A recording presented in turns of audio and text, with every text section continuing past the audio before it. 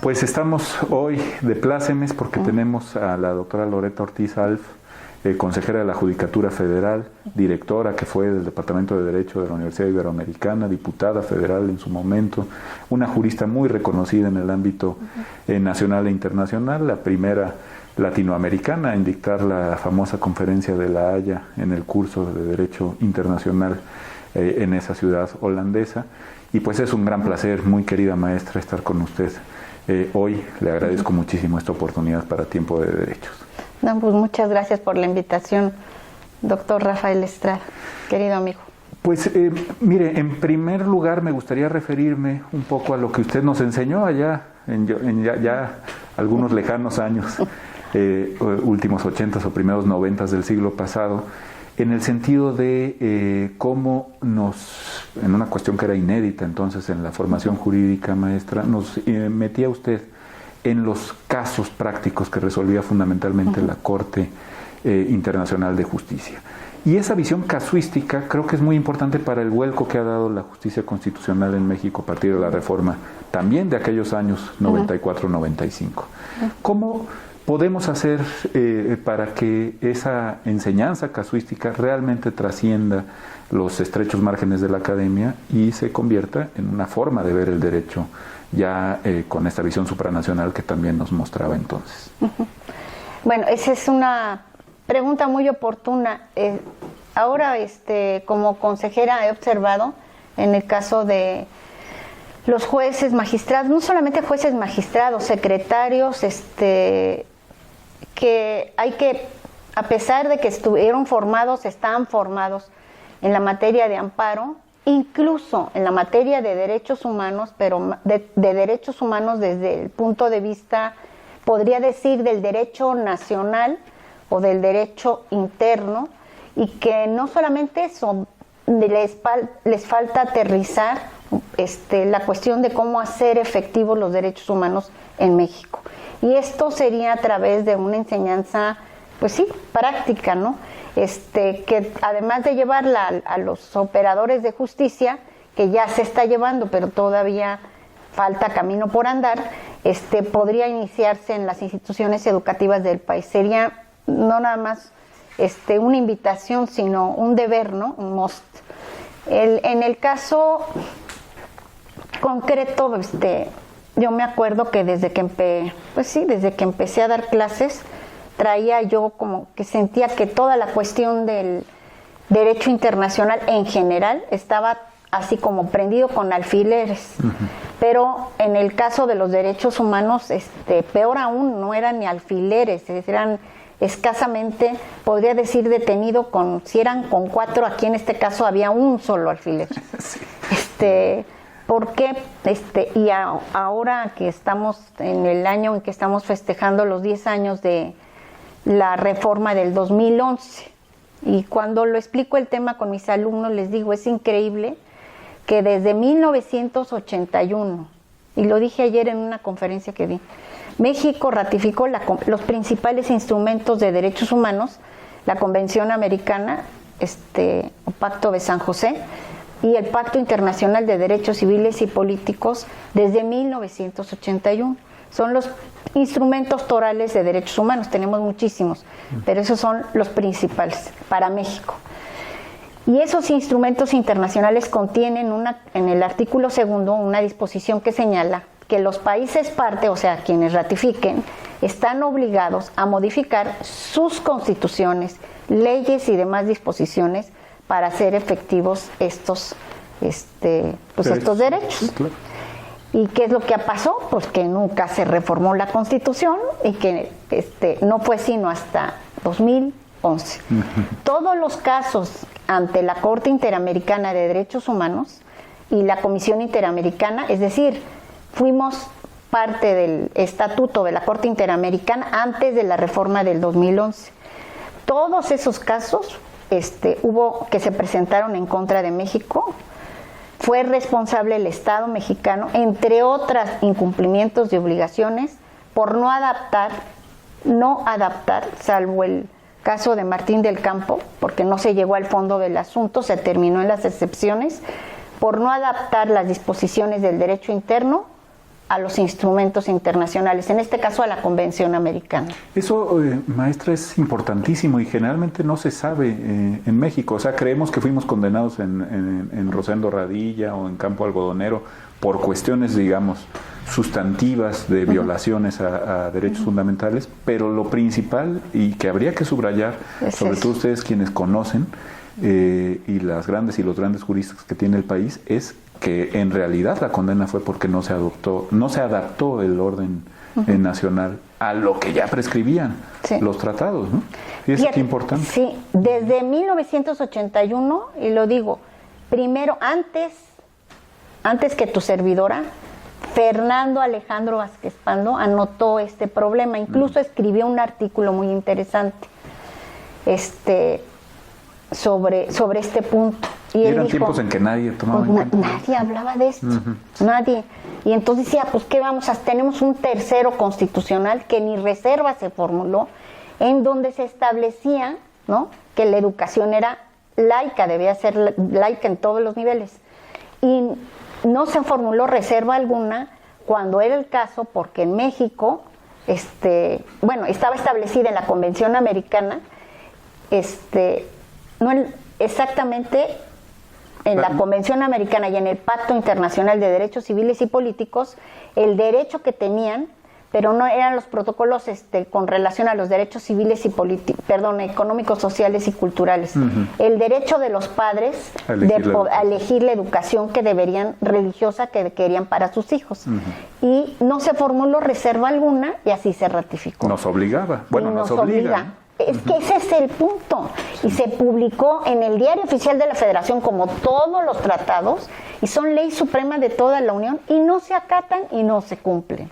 Entonces era una simulación por todos lados, porque a nivel internacional no cumplíamos con la convención, y a nivel nacional tampoco aplicábamos el tratado internacional, que es ley suprema de toda la Unión. O sea, no se aplicaban estos instrumentos porque técnicamente nos podría generar responsabilidad internacional. Y además teníamos en la Constitución disposiciones contrarias, por mencionarte, antes del 2011, lo que era la cuestión de la expulsión de los extranjeros, que ya se cambió porque se señala que ahora les tienes que dar derecho de previa audiencia. La otra cuestión, suspensión de garantías individuales. Yo me acuerdo cuando estudié la carrera, también otros temas a reflexionar y que me daban vueltas en la cabeza, es que si podías, por el trabajo de Herrera y Lazo, un magnífico trabajo que decía con relación al 29 constitucional, que era falso que se pudieran suspender todas las garantías individuales, como decía el 29 constitucional, porque por lo menos la garantía de legalidad, esa no se podía suspender nunca, pero eso no estaba escrito, por así decirlo.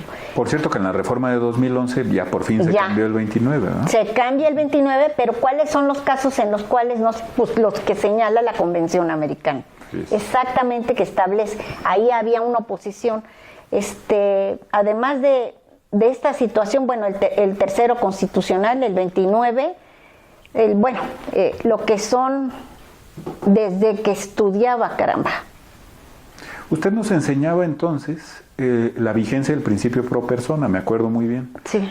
Y le estoy hablando de 20 años antes, o incluso más, de la reforma de 2011.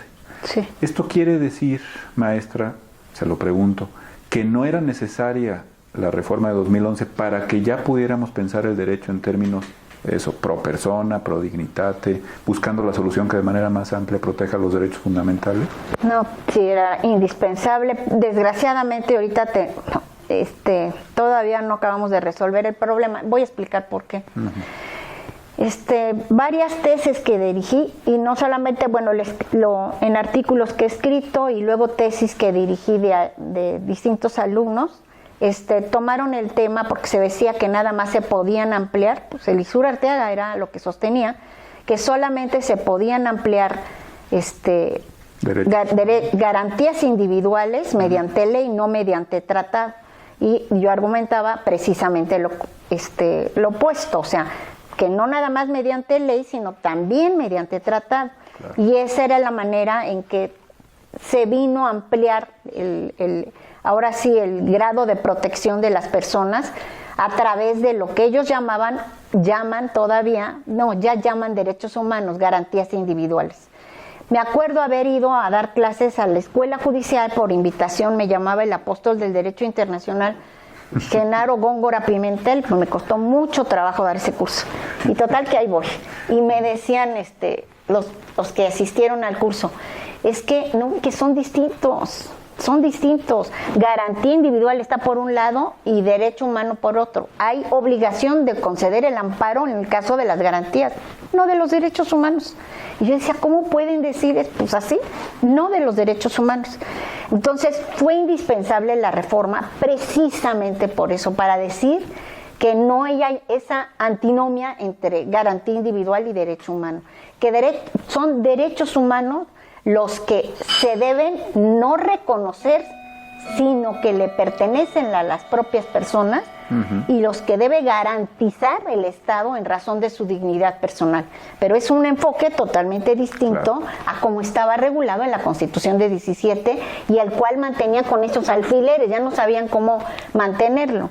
Lo más sorprendente es que fue la última Constitución de toda Iberoamérica en reformarse en este sentido.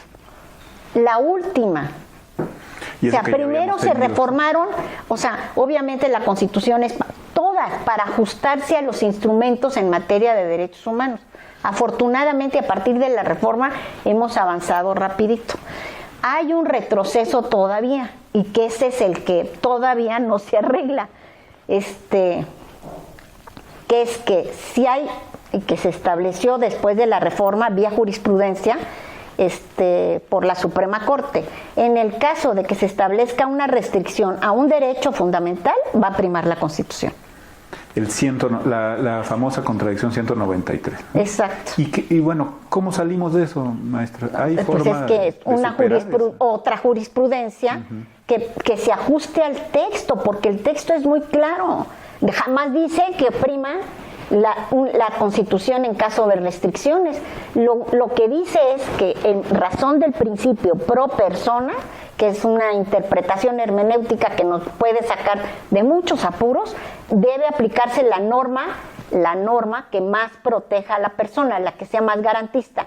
Siempre va a ser el tratado internacional, siempre, porque son mucho más garantistas que la Constitución, por razones lógicas. Claro. Muchos instrumentos internacionales son muy recientes y ya tienen, podríamos decir, los que los redactaron están influenciados por doctrina y pensamiento humanista y de gran protección para todas las personas que viven en todo el mundo, ¿no?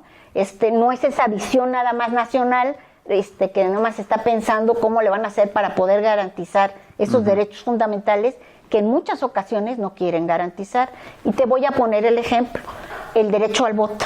Es que ese es el precioso caso para este asunto. Y escribí un artículo que me invitaron precisamente para el Senado de la República, en donde digo, bueno, fueron los primeros en reclamar el derecho al voto. Fue el PAN, el abogado, diputado y senador Mena, y también por el lado Porfirio Muñoz Ledo, por el lado del PRD. O sea, los dos llevaban la batuta. Para ministros de culto. Para ministros de culto y derecho al voto, los dos. Okay. Entonces decían que no había, o sea, que no teníamos mecanismo alguno, como no procedía el amparo, porque el voto no era una garantía individual. Al no ser una garantía individual y no estar dentro de los 29 primeros artículos, pues era la nada jurídica. A ver cómo garantizan este derecho. Interpretación topográfica. Sí, no, pues decían, pues sí, ya somos muy modernos porque ya tenían derecho al voto. Puedes votar, a ver cómo haces efectivo tu derecho, ¿no? Yo me acuerdo a mi papá que me decía, qué ingenua eres, mijita. Ya estás feliz porque vas a votar, porque tienes 18 años. A ver cómo te aseguras de que por el que votes realmente le cuenten sus votos y se hagan efectiva la voluntad de los que van a votar. Y yo nada más me quedé, pero ¿cómo me dices eso, papá? Pues sí, vas a ver. Bueno, pues sí, me acordé de mi papá. Total, que en este caso, pues la Comisión Interamericana, porque todavía no aceptábamos la competencia de la Corte, la Comisión Interamericana de Derechos Humanos, en un informe muy fuerte, le dijo al gobierno de México, dijo, ay, mira, a mí no me importa cómo les digas, si garantías individuales o derechos humanos. Tú aceptaste la obligatoriedad, o sea, te vinculaste a la Convención Americana de Derechos Humanos. Por lo tanto, tienes que establecer un mecanismo, como dice el 25 de la Convención Americana, efectivo, eficiente y rápido para garantizar ese derecho. Y por eso se hizo la reforma en México. O sea, ese informe se lo entregaron ni más ni menos que a Zedillo. La reforma no se debió a la buena voluntad de los partidos, ni a las marchas que dicen los políticos que hicieron y que no.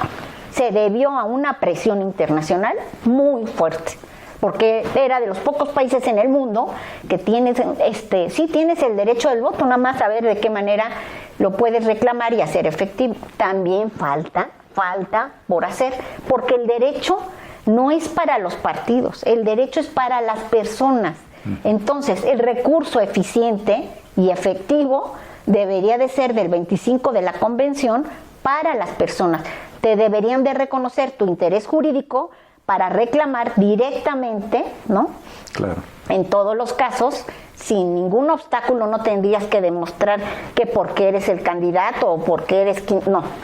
Basta con que hayas votado suficiente interés jurídico para que le dieran acceso a los recursos jurídicos que se establecen en las leyes mexicanas y que para los cuales están expeditos el Tribunal Federal Electoral. Es lo que le iba a preguntar, tenemos esa jurisdicción electoral tan peculiar que hay en México y que usted ha visto, consejera, ahora en el Consejo muy claramente.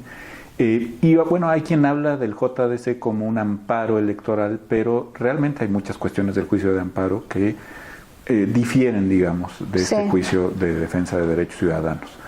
Parte el problema está en esa mediatización a través de los partidos políticos, que, bueno, algunos han calificado incluso de estamental. ¿Habría alguna referencia, ya que ha hablado usted de posibilidad de que la reforma constitucional, la jurisprudencia cambie en torno a esta interpretación de las limitantes constitucionales? De la ahora 193. que además tenemos exactamente, ahora que tenemos esta jurisprudencia que cambia ya por precedente en el caso de la Suprema Corte, es decir, que no requiere las 5 ejecutorias en el mismo sentido. ¿Sí? ¿Usted ve algún camino para que las jurisdicciones constitucional y electoral vayan confluyendo en la defensa? Yo sí creo que se puede dar. Digo, claro que son 2 vías, pero sí pueden ir confluyendo. O sea, en la medida en que se vayan a través de es lo mismo en el ámbito internacional. No es extraño, una de las fuentes a las que acude la Corte Internacional de Justicia, pues son precisamente auxiliar, pero son las decisiones judiciales. Lo mismo la Corte Interamericana o el Tribunal Europeo de Derechos Humanos. Entonces, en esos casos se pueden citar precedentes, ¿no? A la Corte Internacional de Justicia se pueden no solamente precedentes de los tribunales nacionales, sino también de la Corte Interamericana, o igual de la Corte Interamericana puede citar precedentes de la Corte Internacional de Justicia. Lo mismo podemos aplicar finalmente en el caso de México, que puede suceder, al menos eso esperaría, que el TRIFE pudiera, pudieran los precedentes de la Suprema Corte de Justicia que se empiecen a pronunciar y a dictar, pudieran ser citados y son fuente, la verdad, para el Tribunal Federal Electoral, sobre todo en esta materia, en este ámbito, en el ámbito de, pues sí, protección de la persona, o sea, Porque ahora lo que importa son los razonamientos de las Cortes, ¿no? Exacto. Eso también es un vuelco enorme que se debe a una reforma reciente, ¿no? Sí, esa reforma, sí que nos va a ayudar. ¿Cuál es la importancia de que se haya dado esta reforma, que sea vía precedentes y que no sea en forma reiterativa por 5 sentencias continuas? Lo que antes estudiamos. El sistema Vallarta, ¿no? Sí, el sistema Vallarta. La verdad es que era bastante... Otra vez la comparación con la Corte Internacional de Justicia, cuando se cita un precedente, se cita en razón, o sea, tiene mayor peso de las personas que integran en ese momento el órgano que emite la sentencia. O sea, obviamente si es un Lauterbach el que está ahí, o son los grandes internacionalistas, un Antonio Cansado, en fin, pues el peso es muchísimo mayor, ¿no? Es un tema de autoridad. Es un tema de autoridad a que sean personas pues que no sean tan prestigiadas o desconocidas. Claro. Entonces, las personas que buscan precedentes, buscan aquel precedente que esté integrado, o sea, nada más de ver los que integran los jueces, los de judge en la Suprema Corte de Justicia, los que están integrando en ese momento el órgano jurisdiccional. En el caso de México va a suceder, yo quiero pensar que va a suceder lo mismo. El peso de los precedentes se va a dar más en razón, o sea, todos van a tener importancia, pero más en razón de las personas que emiten el precedente en cuestión, y van a tener mucho juego, ahora sí, los votos particulares, lo cual tiene una enorme importancia, porque va quizás en algunos casos, como es el caso de Antonio Cansado, vía votos particulares, ha ido sentando, o sea, como sembrando en las conciencias cuál debería de ser el camino, que a veces son reacios en aceptar a algunas personas y que luego con el paso del tiempo se puede convertir en una norma obligatoria. Pierdes la votación, pero ganas, digamos, el debate en el largo plazo. Y es una forma de adaptar el derecho impresionante. Que eso es lo que les podemos decir a los legisladores, o sea, también tienen que tener muchísimo más cuidado, porque ahora sí se puede reformar una ley vía precedente de manera bastante rápida, con 8 votos. Aunque yo sigo viendo, no sé si es una falsa impresión, que estamos muy sujetos al derecho legislado, maestra. Todavía hay una tradición muy grande. Sigue habiendo la tradición, pero ya se da la oportunidad para ese cambio. O sea, no vamos a brincar como la Constitución de Estados Unidos, que finalmente el que decide o dice que es derecho, pues más que tú eres experto en historia, ahora sí en historia del derecho y derecho comparado, pues es en el caso de Estados Unidos es el órgano jurisdiccional. El órgano jurisdiccional, igual en el Reino Unido, ¿no? Pues esos son ahora sí los que deciden cuál va a ser la norma jurídica a aplicar.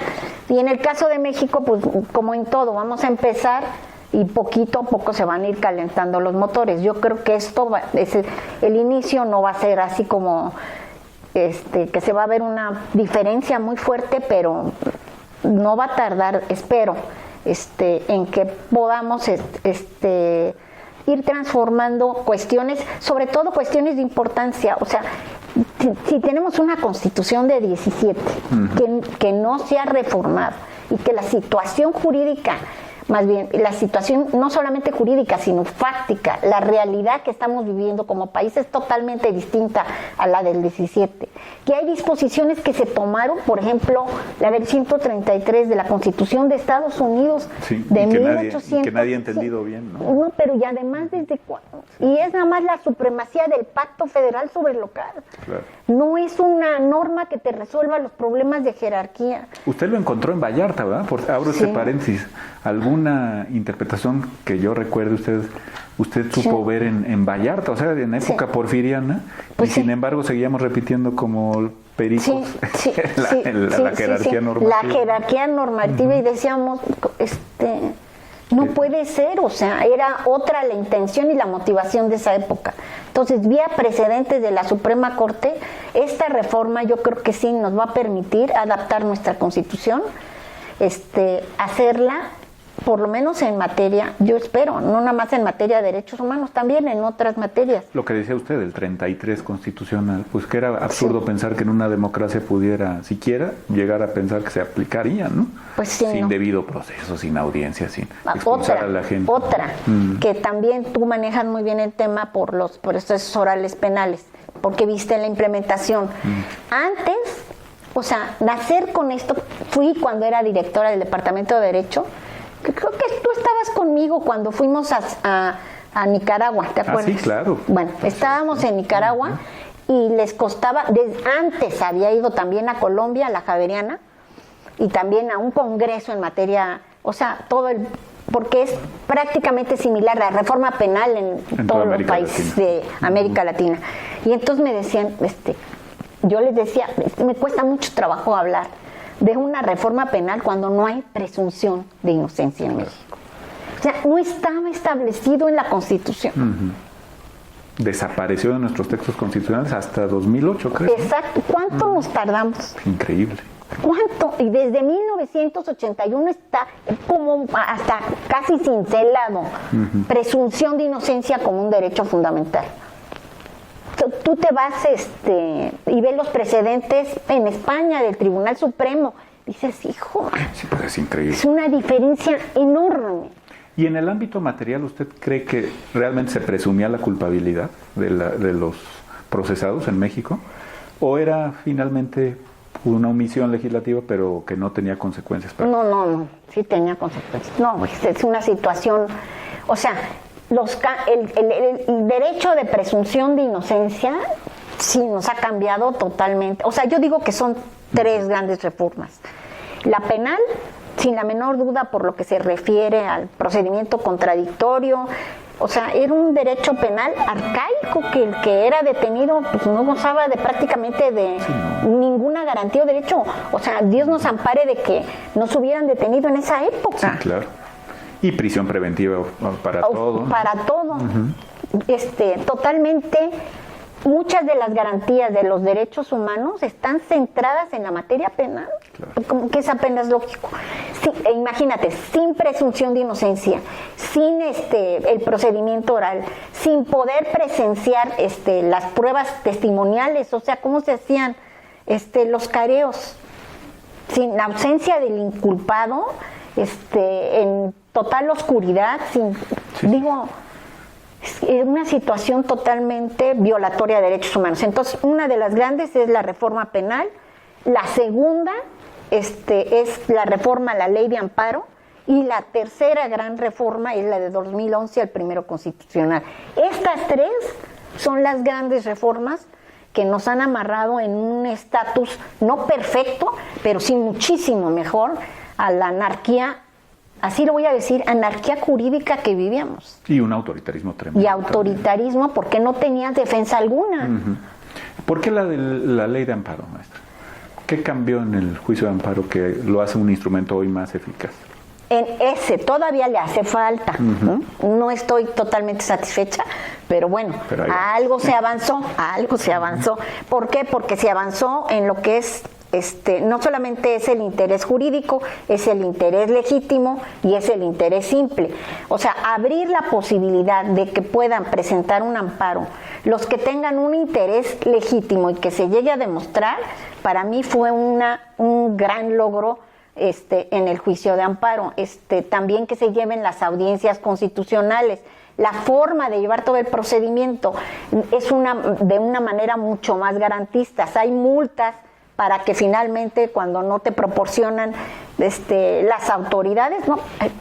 Cuando no cumplen, ¿no? Cuando no cumplen, te las puedan cobrar. O sea, hay que considerar, cuando fui consejera legal del Tratado de Libre Comercio de América del Norte para materia ambiental, no me creían mis colegas canadienses y norteamericanos que no eran publicables ni públicas ninguna de las sentencias. O sea, ¿no te podías enterar de...? No, todavía no existía el INAI, no existía.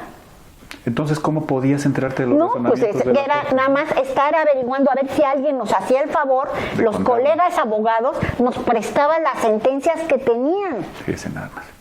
Es un derecho además desvinculado de los hechos, porque pues si no te acercas a la sentencia, ¿cómo vas a saber qué pasó? Yo me acuerdo dando mis cursos, por ejemplo, el de Ruiz Massieu con Carlos Bernal, que ese es un caso precioso, pero pues porque me lo prestó, ¿no? Que en el caso de Ruiz Massieu, que falleció en Estados Unidos, que muchos sospechan que era testigo protegido, nunca lo vamos a saber, pero bueno, que habían solicitado su extradición y que no pudo operar por una situación y que se mantiene a la fecha. Los abogados muy buenos, alegaron que los tratados no estaban firmados por el presidente de la República y que por lo tanto no lo podían extraditar y solicitaban el amparo de la Unión. Y es cierto, no estaban firmados por el presidente de la República. Entonces dice el 89, facultad y deber del presidente de la República. ¿Y ya se corrigió eso o sigue siendo? No, sigue igual. Qué barbaridad. No, pues si tengo un libro de tratados que hago la relación de todos los que no están firmados por el presidente de la República. Digo, no todos, hago más un muestreo. Es un precedente muy peligroso. Pues peligrosísimo, pero después la Secretaría de Relaciones Exteriores sacó su famosa jurisprudencia con 5 precedentes y dice que aunque no lo firme, pues sí lo firma, ¿no? Es algo muy difícil de entender. Pues sí. ¿Cómo que si no lo firmas? No, porque el procedimiento de celebración es regulado a nivel internacional, son varias etapas, sí, pero no, tenía que ser la firma del presidente de la República. Y la gran sorpresa, vengo luchando por esto, o por lo menos que lo modifiquen o que lo ajusten a como está el texto, hace añísimos. Y siempre me han dicho, pues no, pues sí lo vamos a hacer, y se queda en la nada. Sí, el caso de Chapa Besanilla no se pudo traer por eso tampoco. También se alegó lo mismo. Le dijo, a ver, ¿dónde están los casos de extradición? No, pues se abre ahí una puerta para una serie de alegatos. Pues le dicen, a ver, extradítame, no está firmado el tratado por el presidente de la República. Y no es cualquier cosa, dices, oye, ¿por qué se tienen que firmar los tratados por el presidente de la República? Si puede ceder territorio nacional, pregúntenle a Santana. Imagínese nomás. Oiga, maestra, ¿y usted ve una judicatura que está ya lista para instrumentar estos cambios? Es decir, porque es un cambio cultural enorme, ¿no? Sí, a ver, el Consejo de la Judicatura, bueno, a ver,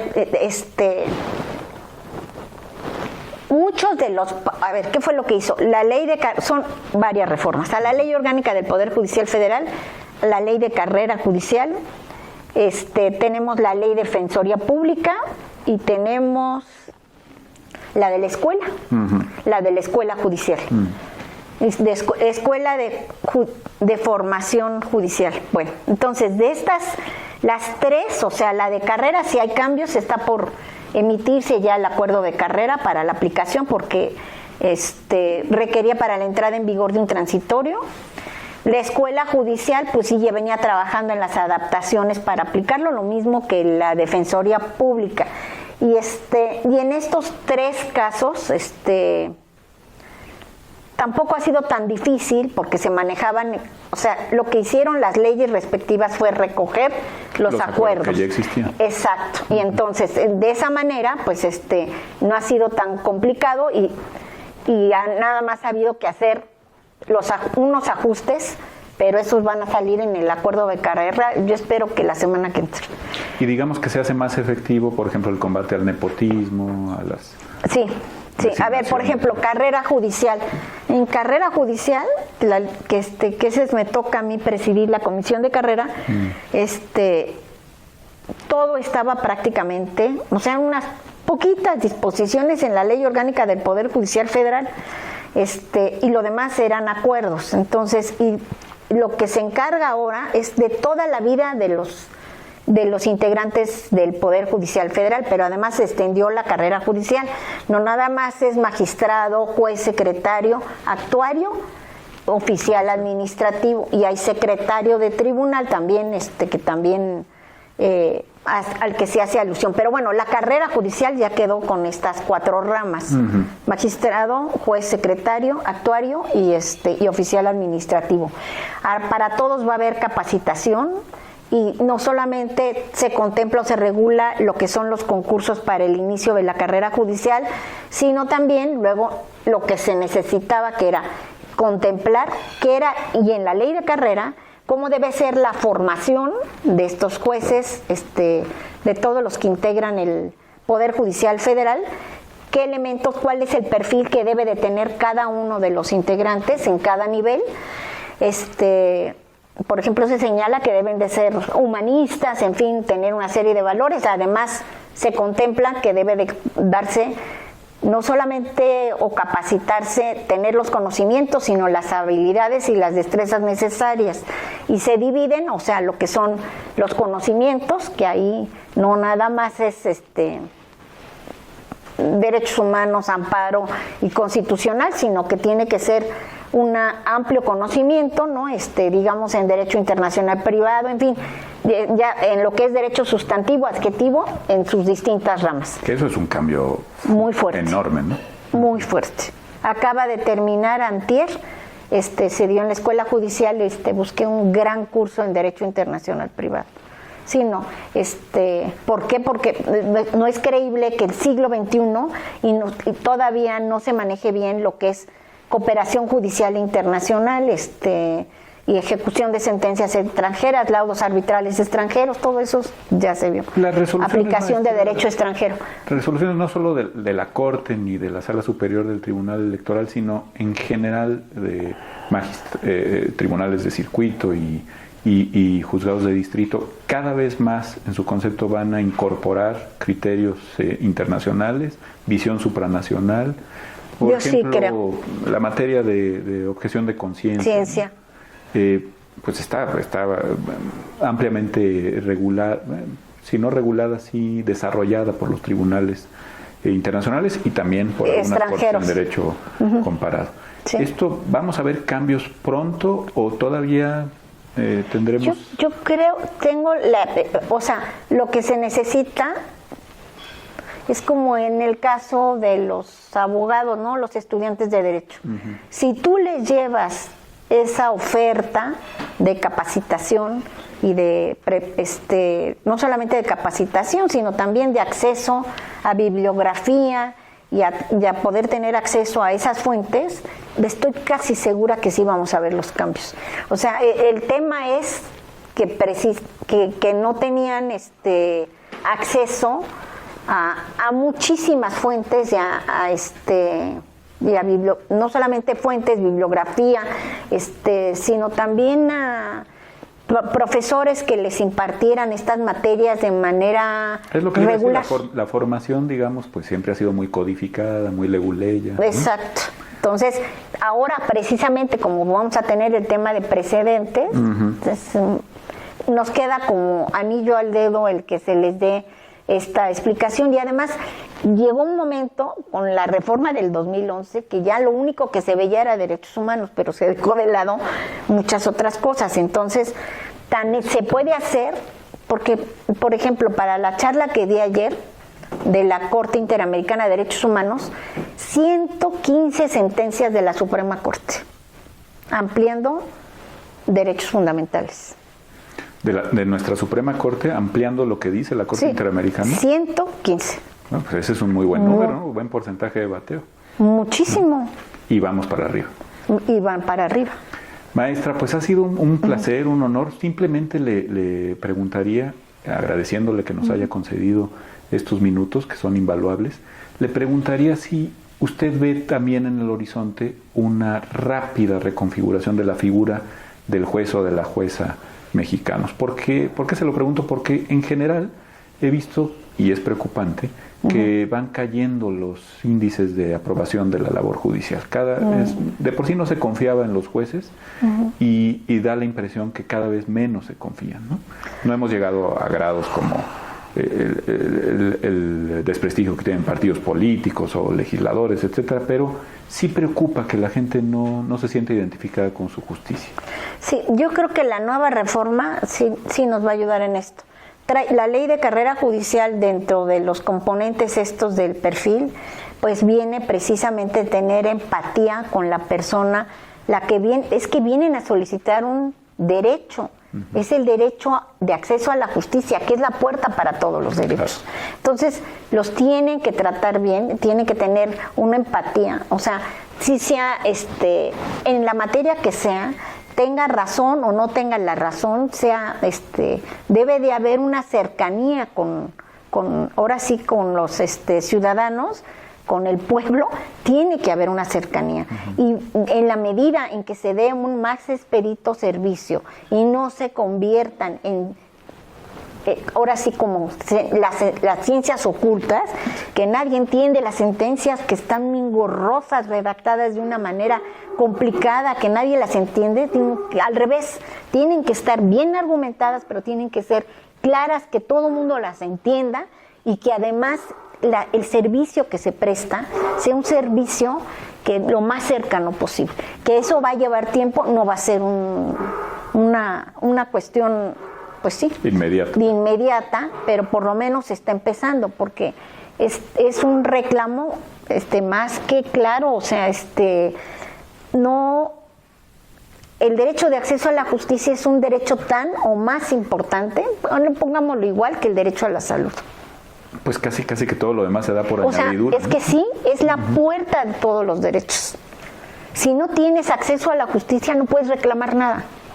Ese es un punto fundamental que hay que subrayar una y otra vez. Sí. Maestra querida, le agradecemos muchísimo esta oportunidad y también todo lo que se está haciendo porque las cosas cambien y se transformen para bien en la República. Muchas gracias. Muchas gracias.